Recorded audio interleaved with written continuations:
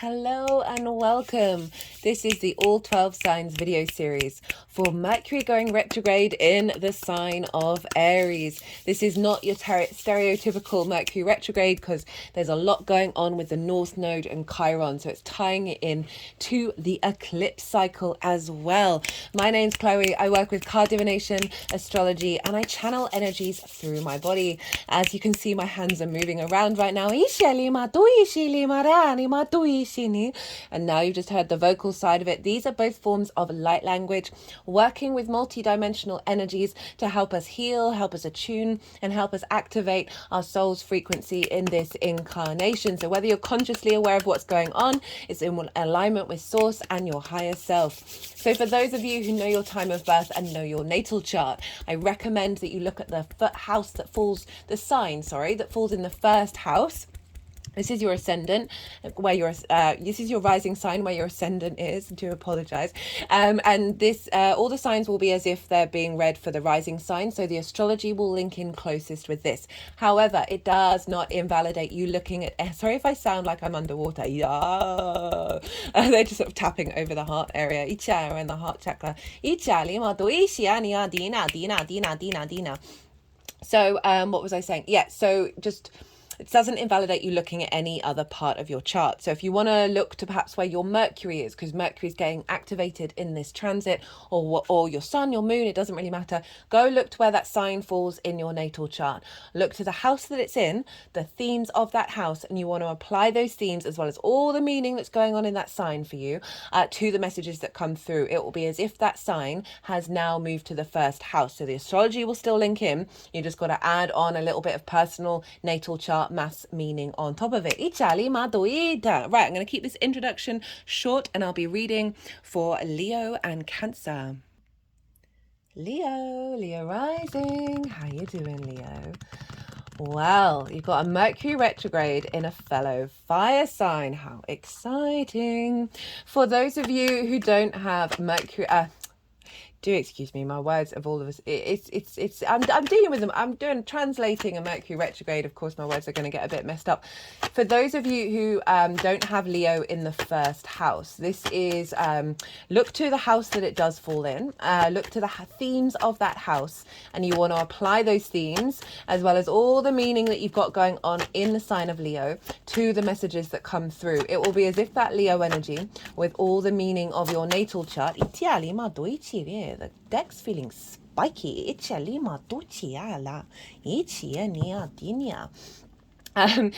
will be as if that Leo energy has now moved to the first house. So the astrology in regards to the rising sign will still link in. You just got to add on a little bit of natal chart meaning on top of it.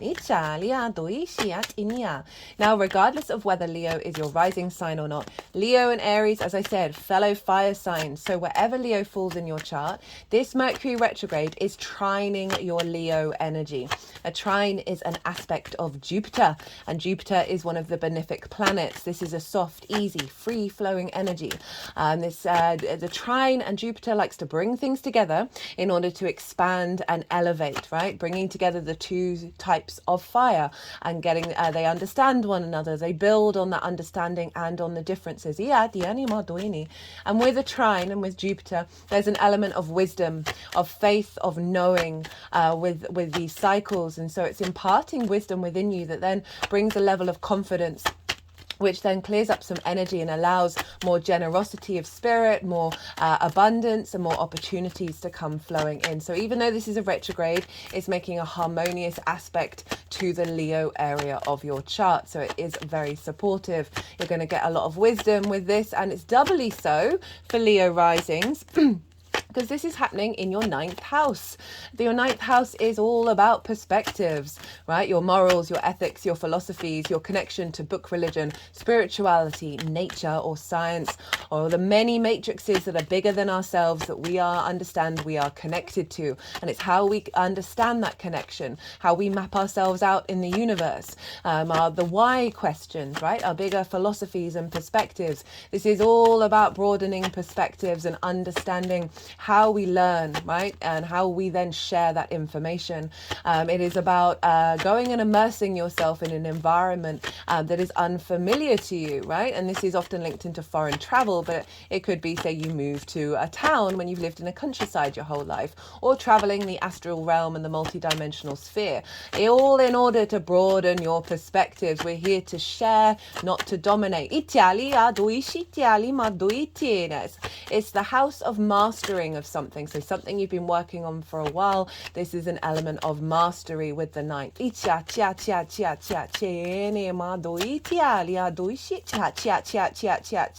So really interestingly, that sound that you just heard, that's not words. I have not channeled that sound, that energy before the collective reading that I did on this transit, and it's shown up in every reading. I might go meditate at some point after I've done this transit and then see what messages come through, and then maybe do a little video with light language that's linked into it, and sort of let everybody know, because I'm a little bit in the dark with this as well. I don't feel like it's bad or anything. I feel like it's an interesting energy. I still haven't quite figured it out yet. Words, collective reading. There we go. So I've broken down like what the retrograde's all about, like what a retrograde means, as well as Mercury in Aries, and that's all in the collective reading. I'm going to touch briefly, super briefly, on the astrology, on what a retrograde means in these videos. But if you're not quite sure, if you want a deeper understanding of it in regards to Mercury in Aries, go check out the collective reading. I break down the astrology in more detail. I also did a collective tarot reading and read these oracle cards that are here, that I always pull before doing a transit, and some of the messages that came through were super powerful. That's Mercury's card. Super powerful. And so I really recommend you check it out, because there's a lot of information in there that I won't be touching on in these readings. All the dates for all the cycles, all the degrees, all the astrology is all in the description box, because there's going to be a lot of information that you might want to then write down in your diaries, see what's going on around those times, just to help you work and navigate the energy. I'm pulling cards for 5 different piles. Those piles are also listed in the description box. And the first one is the overall theme. Then we have lessons, blessings, tools, and how this is all manifesting moving forwards. So, 9th house Mercury retrograde. Right. So a retrograde is when a planet goes over the same degrees 3 times. It's a very yin energy where we go inward, we explore, we bring nuance, we bring depth. We have to revisit, we have to relook at things, new perspectives, new pathways.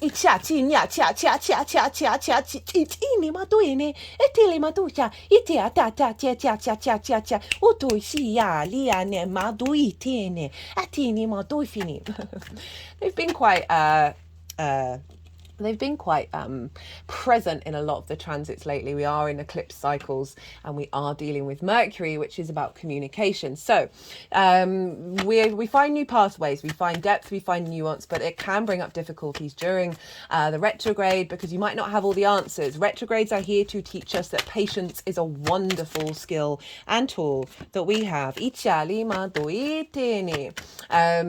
to use, but we are so impatient, we are so immediate. And whenever we get a retrograde, it helps us revisit this. So Mercury in Aries is clearing out paradigms around blockages around your authenticity, around your independence and your ability to instigate and activate and connect these perspectives to your understanding of yourself. So we can have distortions in the 9th house, limiting beliefs of how we connect to the matrices. And this transit feels very empowering. 7 days after the retrograde, we're going to have an eclipse in this sign. Mercury is very closely linked into the North Node and Chiron for a lot of this transit, and so it's really accentuating healing old wounds. Chiron is the master teacher, finding the wisdom with it, and that North Node of where we're headed, what we're striving for, heading out into a new frontier. So any blockages around your perspectives of you going and moving through the world in different unique ways, of understanding yourself within them. Any wounds around this are being elevated in order to be healed. So there may be those wounds that show up. And then what it's doing is activating the wisdom and then bringing in a deeper connection to source, your spark of spirit, that Aries energy, creating new pathways.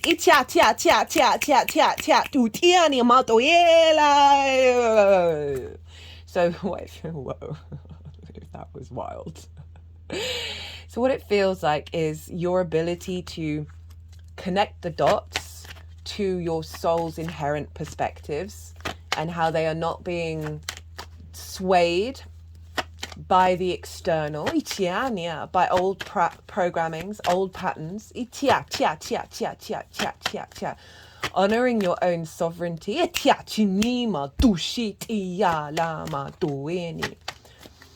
So Mercury represents, for me, flow, right? It's the key word for Mercury is flow. It's the messenger of the gods. Mercury / Hermes was able to go to the land of the gods, the land of the dead, and the land of the mortals. It is about the bringing information from different places and the flow of that, the facilitation of that. It is about communication. It is about the information that we collect. And overall, a Mercury transit, especially a retrograde, is then helping us find new pathways of how we absorb information, how we collect that, what we do with that, and then it's bringing in flow. Because it's clearing the clutter. They're just clicking around the head. Aries rules the head. Back to the heart. Around the head, back to the heart. Head, heart, throat. Leo, you rule the heart. Finding the incorporation, the bringing together of your heart into your perspectives that isn't having you lose your sense of strength, your sense of power, your sense of autonomy and sovereignty as a unique individual expressed via the universe. So this can see old perspectives, old paradigms come bubbling up to the surface. It can be giving clues and hints about how the new perspectives are coming in and how they are incorporating. And also it's about sharing those perspectives as well. So if there's been limitations and blocks, there may be some combative nature. We're dealing with Aries, which is ruled by Mars. A sense of, you could have a bit of my way or the highway in terms of your perspectives. This is allowing space for you to explore other perspectives, and appreciate their value. And then embody them, as well as your ability to share the wisdom of your perspectives, Chiron, North Node, Mercury, that may be linked into healing, for others to hear.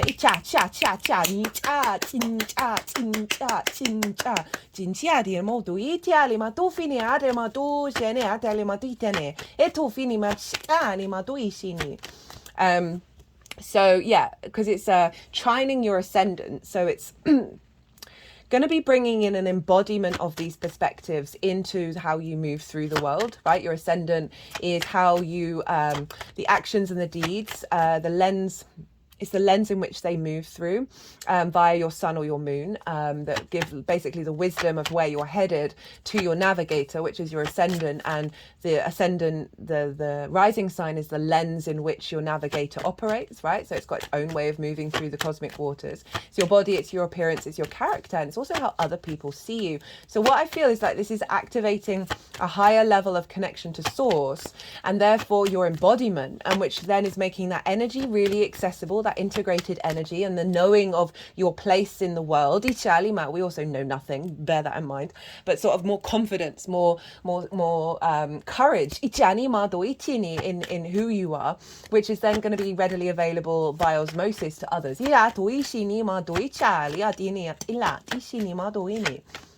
So, as I said, we've got North Node and Chiron involved with this retrograde, and so this is the North. Okay, so I've done a North Node, South Node, Aries, Libra transit series for the whole transit, the whole 18 months. It's in its own playlist. It's really easy to find, and I would recommend it for anyone to watch, just because I talk about in the Leo reading, I'll talk about how the North Node in the 9th house in more detail. So if you want a deeper understanding of that, go check that out.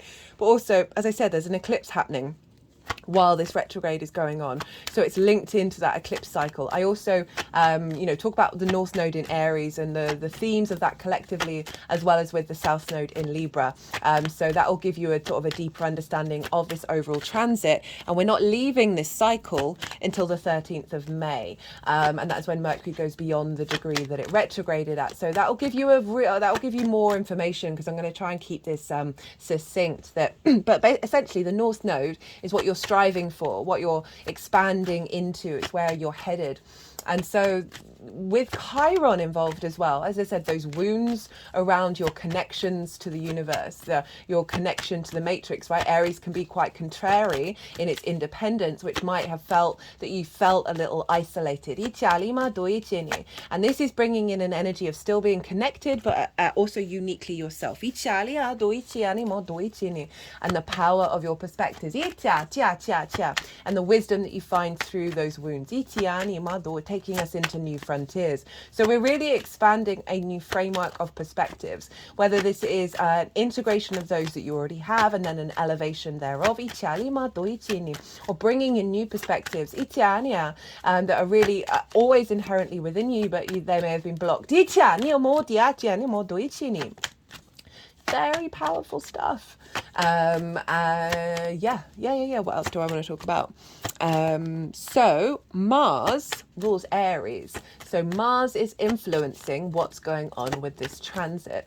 And we've had Mars has moved into Pisces now. It was in Aquarius at the beginning of the shadow phase. So we would have had a boost of clarity around, for you Leo risings, the other. That can be source, romantic relationships, long-term committed ones, business partners, one-to-one clients, and intimate friends. It's those people that you commit to in your life and who commit to you. So there's a tie-in with this transit in terms of your perspectives that's linked into the other. That can be source energy as well. So your perspective of your connection to source, how source shows up for you, how you show up for source, as well as how the other, right? And Mars is making the influence of aligning perspectives away from distortions, and old programmings around those dynamics.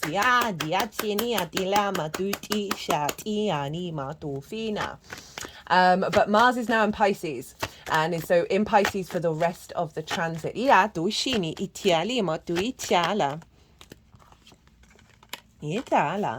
And Mars in Pisces, I love Mars in Pisces. There's a flow, there's an ease, you're bobbing along on the ocean. Your intuition and your motivation, your motivation and drive is coming more from your intuitive body, from the synchronicities, from the magic, from the expansiveness of Pisces. It's more, there's a flow here now with Mars. Mars is a bit of the spiritual warrior in Pisces.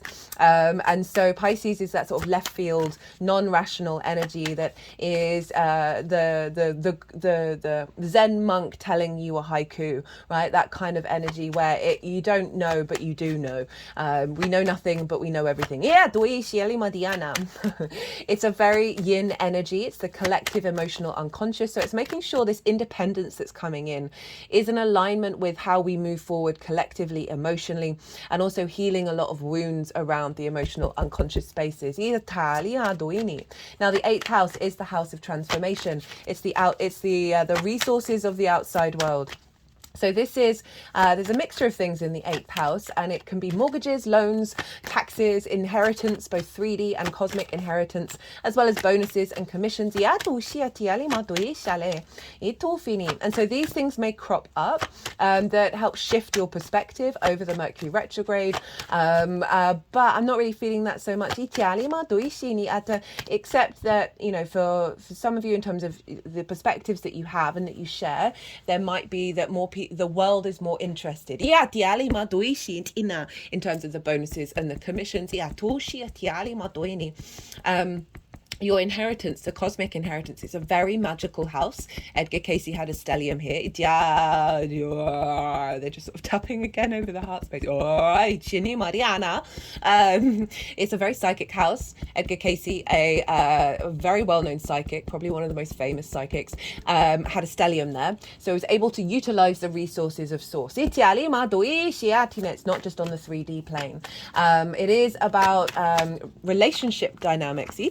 Speaking of relationships, it's about relationship dynamics the give and take between you and anything other than you, right? So your relationships, the dynamics of the seventh house show up here, as well as any other dynamic, right? It's anything other than you and how you give and exchange with that: time, money, things, energy, intimacy. And so there can be distortions here of scarcity, of competition, of codependency, all of these kind of things, right? And also it's the house of transformation, because when we exchange, when we are in a state of exchange, we are learning, we are growing, we're expanding. And so Mars is really making sure that your perspectives are you're being motivated and driven through your intuition to connect to perspectives that are bringing you in resources, that are bringing you in dynamics that are more in alignment with your soul's frequency. And this can be the actions of others and the actions of you.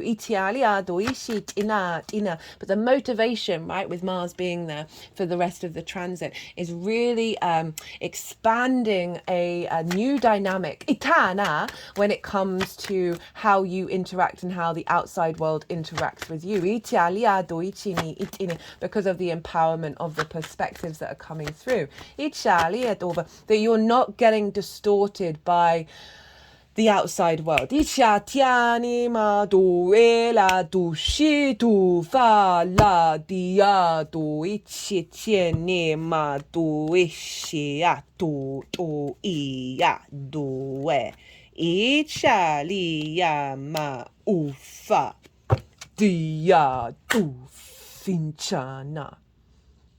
Whoa, that was a very responsive thing to what I just said.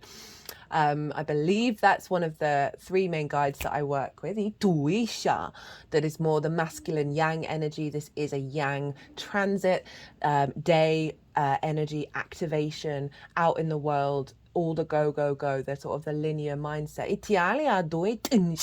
And this energy is about earth protection and earth manifestation.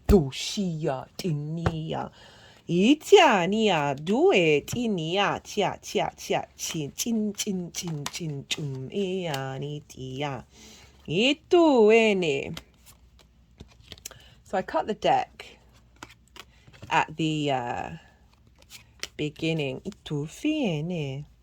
of the reading, and I got the Justice card, and there was another one that came out.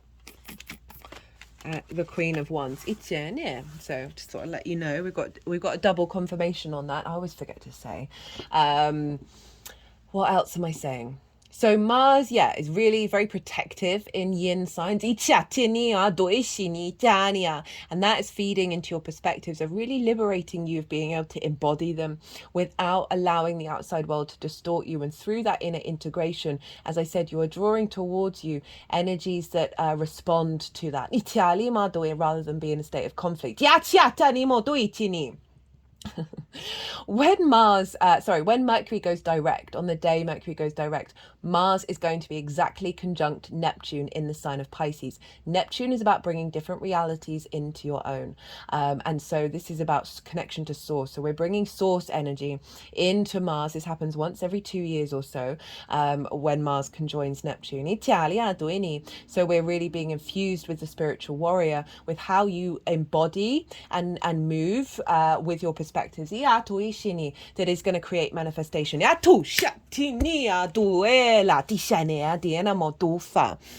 Look to where your Mercury is. Look to the house that it's in and the themes of that house. Those themes are likely to crop up with this retrograde, because it's always getting activated, and that will make it a bit more personal to you beyond this general reading. Your Virgo and Gemini energy are also getting a boost.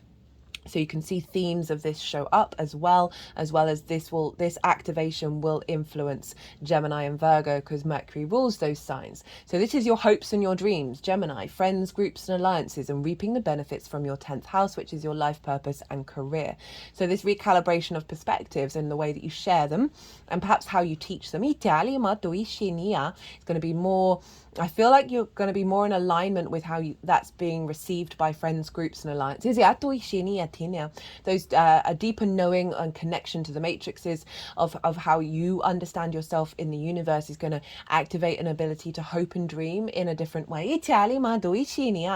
And reaping the benefits from your 10th house, because there's more wisdom and confidence coming in. Virgo over in your second house of your resources, right? Your skills and tools in order to manifest and make regular income, things that you value, and most importantly, how you value yourself. The more you value yourself, the more you're able to access your skills and tools in a healthy, balanced way. The less distortions of your value systems are popping up all over your lifetime. So this is influencing that, of saying, bringing your perspectives and the magic of your connection to your soul, feeding into your skills and your resources. And with the 8th house of Mars, of like the outside world, and then the Gemini energy of the groups linking into the 10th. Also, Jupiter's ruled Pisces, and so your 10th house is influencing this transit of really coming into alignment. Right, that is everything I wanted to say. I'm going to go consciously quiet. And soften my mind. The energies that I work with, they're going to move through me. They're going to move these cards around. They're going to put them, they're going to do some energy work, and then they'll put them into the 5 piles. And then I'll bring the tarot into the astrology. I call you to soften your mind as well. Let things settle in your unconscious, and see what intuitive hits come up for you as we do this bit of channeling. Ini ala, ialiatu fi titima, titini, utu fiala, ishiala,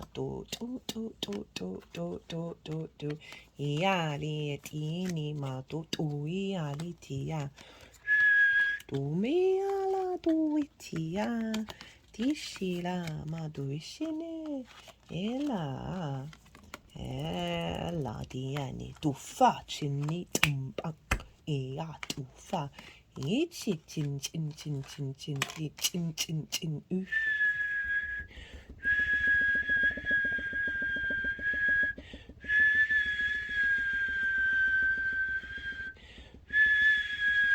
Sorry about this, guys.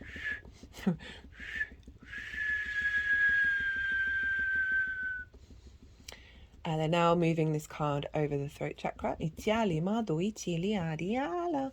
Itini tini tini tini tini tini. Utumitala. Dufia.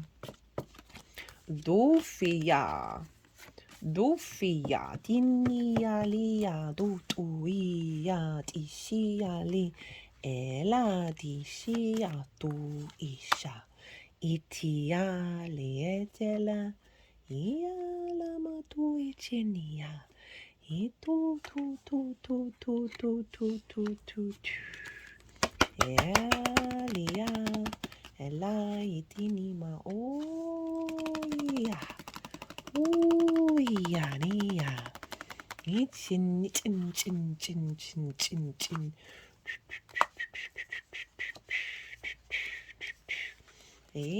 Aniana, itinia,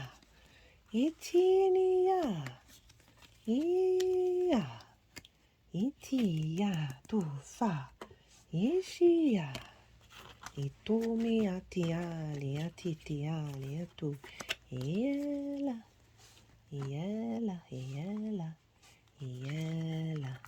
itu, hishala, iala.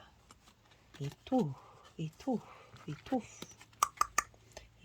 ele, itala,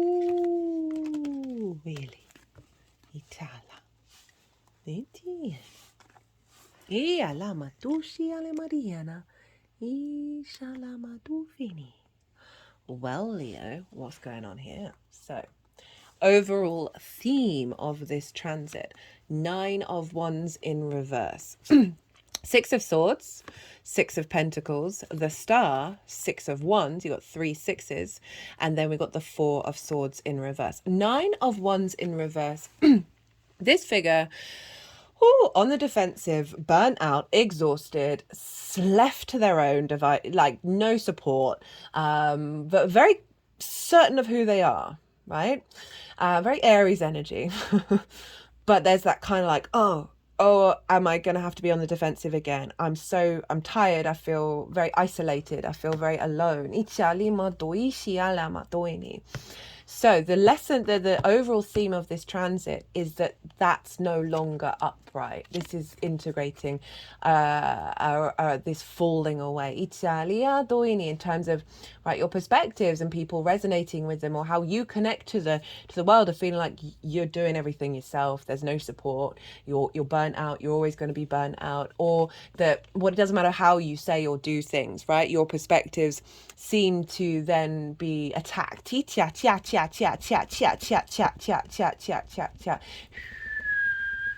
Dianima with Aries in the ninth. I'm not surprised. This is coming up in the reverse with the six of swords, and this is saying that this is honoring the fact that you are headed towards the calmer waters with core principles, core ideas, core perspectives that are going to serve you for you to thrive in this new landscape. Italia, we've got the Six of Pentacles. This is a rebalancing. You've got the only two cards with scales here, of moving away from any scarcity complexes, right? Any sort of feeling that isolation, feeling that burnt out, feeling like it's never going to end. This transit is bringing in a rebalance in the material realm, right? For some of you, because that Jupiter over in the 10th and what's going on in the 8th with Mars, this can be about this overall theme of this is instigating a frequency of receiving of resources, and that doesn't just have to be on the material plane, but there's a sense of, rather than feeling you're depleted, you have no resources from no one else is helping, and that can be spirit, that can be the outside world, that can be anything, that this is saying that this is being shifted. The Star card, this is Aquarius energy, so this is the other, right? This is source, this is relationships, and then how they may have impacted your perspectives. This then therefore impacted what the give and take between you and the outside world. But overall, this is you becoming more uniquely yourself, right? She is unmasked. She is not wearing any clothes. So she's like as close to herself as she possibly can be. And it is about this process of healing that's happening. That's then reconnecting you to your earth energy and your galactic energy, allowing you to realize that you are a star. Oh dear, my ring just broke. Never mind, that can super glue will fix anything. That this is hopes and dreams over in Gemini, of like activating a cycle of you being able to dream on a more galactic framework. We got the Six of Wands. So this is super powerful, those 3 sixes. 6 is a very protected energy. And this is about being recognized, right? There's a sense of this figure has gone out into the world. They've done a thing that's difficult, and now they're coming back and they're about to be celebrated. There's the victory wreath. They're about to have a big party. But it's essentially that others are receiving the perspectives. And they like them and they appreciate them. So this is moving away from that 9 that is bringing in a more sense of less conflict, more appreciation, more recognition, right? And you seeing yourself as value in the world. And also it's similarly linked into resources, right? There's a banquet being thrown for this person, right? You haven't done that. You haven't prepped that food. Someone else has done it. So there's a sense of reciprocity, there we go. But overall, you're just feeling confident in what it is that you've experienced and how you understand the world and how that's then received. Got the Four of Swords in reverse. Love this. So this is a figure who's being held by something bigger than themselves in order to contemplate certain perspectives. And there's the Three of Swords here. which represents sort of discordian energy, and they're seeking out the Ace of Swords. They're finding clarity and vision, but overall there's a sense of stillness, there's a sense of meditation, of cultivating your perspectives, understanding the wounds we all face, but then finding the truth and the wisdom within it. Chiron in Aries, very much so, but it's in reverse, which is saying you are taking that feeling of being held by something bigger than you that's supporting you, and the wisdom that you've learned through the cultivation of your perspectives, you're taking it out into the world. It's no longer a pause, an inner journey, it's an outward thing.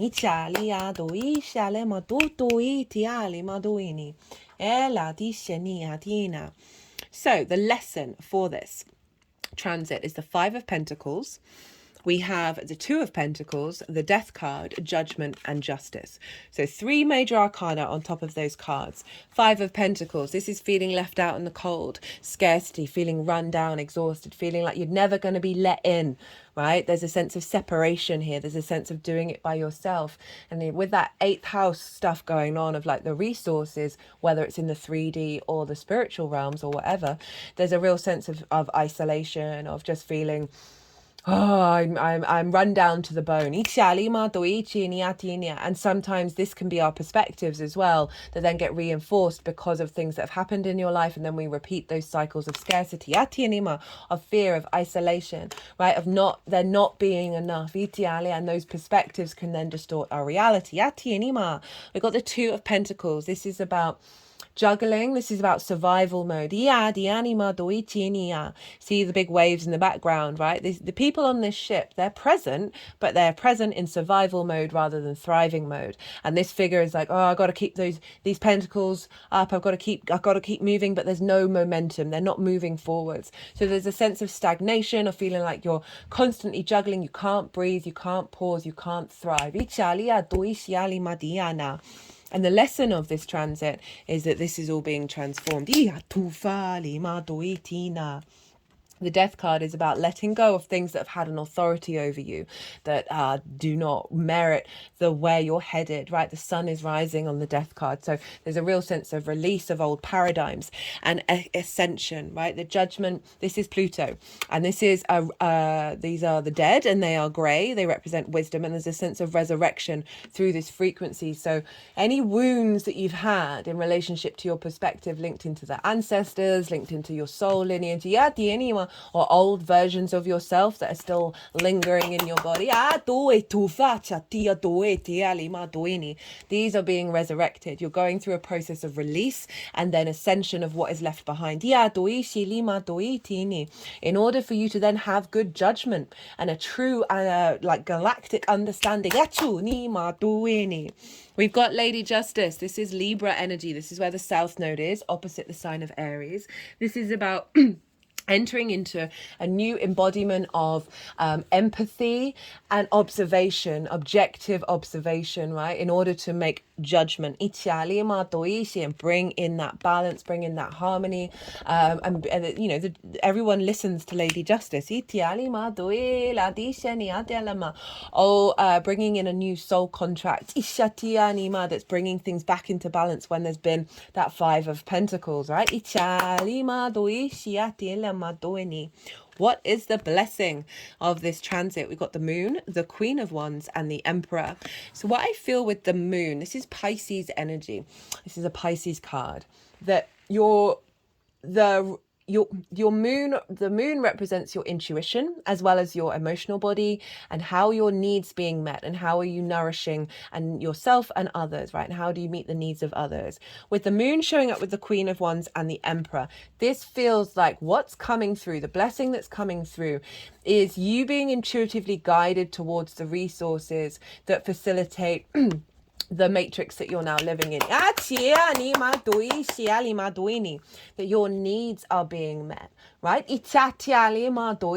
Whether that's internally or externally. That Pisces energy of the 8th house, right? Your intuition being heightened and connected to source. That's bringing in these new perspectives. And you then feeling more confident with understanding who you are in the matrix and your embodiment of that. We got it with the Queen of Wands. Queens nourish and bring depth and wisdom to their element, right? So this is, the blessing is you are now very very independent and confident within yourself, and you are continually in a state of nourishment with that. She's holding a sunflower. Sunflowers know where to get the light. They move very obviously. And this is a sensation of you embodying within yourself, your embodiment of self, of your ability to find the light, whatever that means to you, right? And find the wisdom, the inspiration, and your ability to then share that with others. And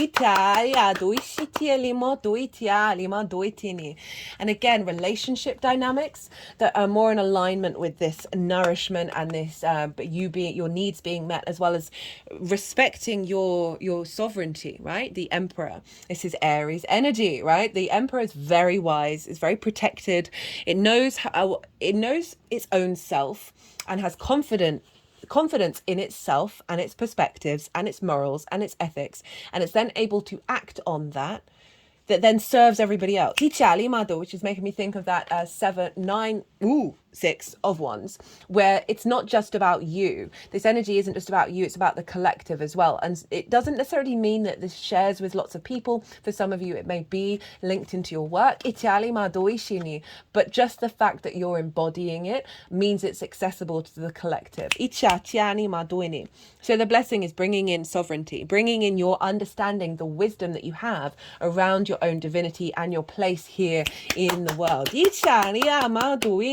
Now the tools, 2 twos, fire and air, the tools for this transit, the 2 of Wands, the 2 of Swords. These are both pause cards. We've had a lot of pause cards in the tools section. Just saw a plane flying overhead. It's a retrograde. It's a long cycle. You end up going over things. It's patience. It's pause. This figure. This is long-term manifestation energy, and this is about getting the lay of the land, right? So the landscape is changing, and you are here to observe and witness and be playful in the way that you explore it. But the tool here is to observe, know that you are in a safe, secure space, in order to observe this and figure out what you're going to do with it as you go into the next part of this cycle. And then we've got another observational card, right? This figure, they've entered into a new realm, right? They're at the shoreline, and then they go into a state of meditation and connect to their intuition about who are they in this new realm, right? Now that they've got there. What are they bringing? What is the framework, their perspective that they are then bringing into the world, into this new realm, very closely linked, into the 6 of Swords. But again, it's calling you to go inward. It's causing you to pause and go into meditation and contemplate who you are, why you are, and what you want. And also, if there may be difficult energies showing up, just go into that pause, go into that objective space, take a step back, and allow things to flow through you. How this is manifesting moving forwards. So, we've got the Ace of Swords there as well. We've got the 10 of Cups, we've got the Ace of Swords, and we've got the Magician. And so how this feels for you moving forwards is you're cultivating a new perspective with the Emperor, right? Of feeling more embodied in yourself and present in the world.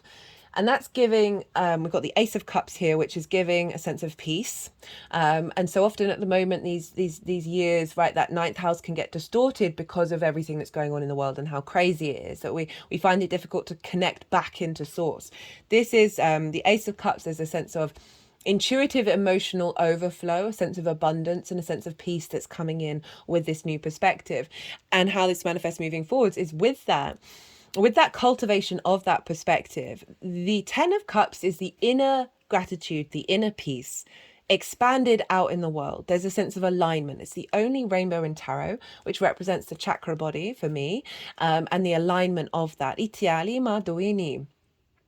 So this is seeing seeing your understanding of self, then expand into other areas of your life.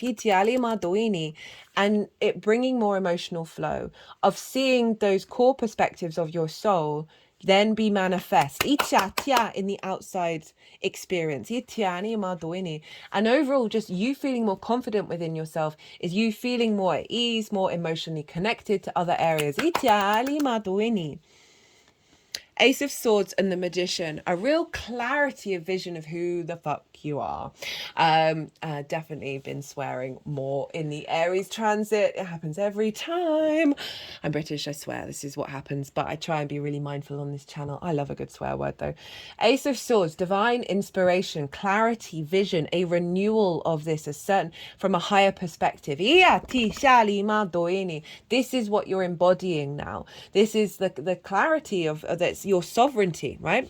That is bringing in a real strength of character that is allowing you then to manifest in the world, right? The Magician, this is Mercury, knowing you have the connection to all the matrices, you were able to utilize those perspectives, those resources in order to manifest.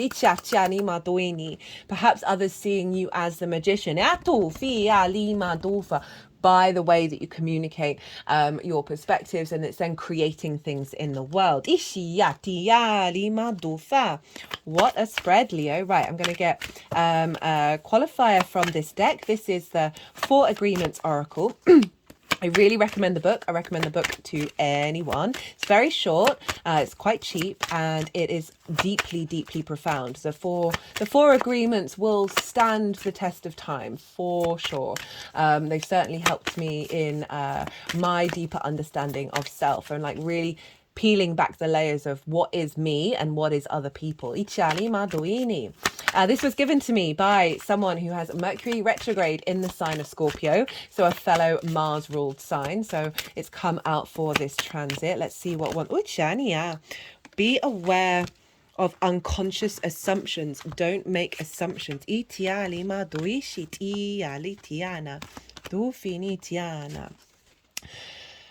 So let's have a look at this. What's that imagery? We've got the moon beaming down on, I don't know, a tent on the ocean.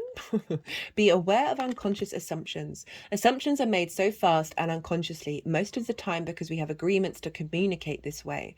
We've agreed that it's not safe to ask questions. We've agreed that if people love us, they should know what we want or how we feel. Right, so this is allowing you, when we don't make assumptions, we communicate better because we give more information. And so there's a real sense of don't assume that people that know your perspectives, that it's about really broadening into sharing or teaching, it doesn't really matter, how you think, and sharing that with others, so they then also can understand you, which then helps the relationship dynamics as well as broaden their own perspectives. That you're coming into a power of really being able to express that. We've then got don't take anything personally, refuse to eat emotional poison. Taking things personally makes you prey for predators. They can hook your attention with one little opinion and feed you whatever poison they want. Refuse to eat the poison. This feels like this is the sort of the flip side of this, of what we're working through, is not letting other people's opinions of your perspectives diminish your development of understanding yourself, right? Of those relationship dynamics, of having potentially impacted how you move through the world, that have then limited your framework of how you truly understand yourself in relationship to everything. Tiania. Got personal growth and perseverance. And then spirituality, and that's great for the ninth house because it's having gone through potentially some difficult dynamics. You've been instigating personal growth that's creating more space for you to truly embody your own version of spirituality.